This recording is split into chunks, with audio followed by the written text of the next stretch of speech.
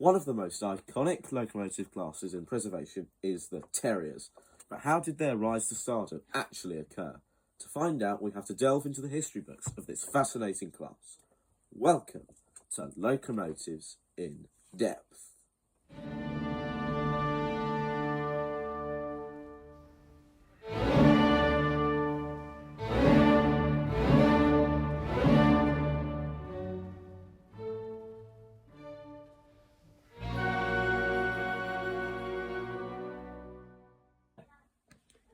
The first part of our story takes place in 1870, when William Stroudley has just been promoted to work for the London, Brighton and South Coast Railway, or LBSCR.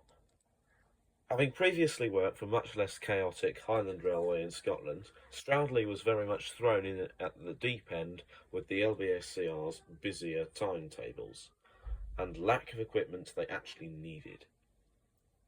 Having seen the situation, Stroudley concluded that the railway desperately needed a new locomotive, one that was capable of handling the packed trains on the short hops between frequent stations. To Stroudley, the answer was obvious: just build a bunch of lock-gorm tanks that he had previously designed for the Highland Railway. This plan, though, proved inefficient, and a more revised plan brought the Terriers. The first batch of 1872 brought 6 examples, which, like anything new, had teething troubles. However, once these problems were ironed out, more batches were produced, with the third batch being the largest. The initial design of the Terriers was designated the A1, but after Stroudley's death, the LBSCR radically reduced its fleet of Terriers to 15. Later on, however, when Douglas Marsh needed to cut costs for the railway, nearly all the Terriers were brought back as the A1x to run motor trains, and they all lived happily ever after. Until they didn't.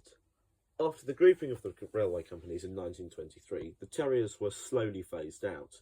However, this wasn't the end, as private buyers were clamouring to acquire the Terriers. These companies included the Kent and East Sussex Railway, the New Haven Harbour Company, and, interestingly, the Great Western. But eventually, even these companies needed replacements, and with the coming of BR, it really was the beginning of the end of the Terriers. But preservation has brought new life to 10 examples.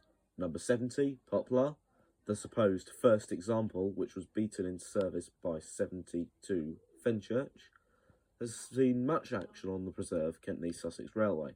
But more interesting is that 82 Box Hill was considered for preservation before BR even became a thing.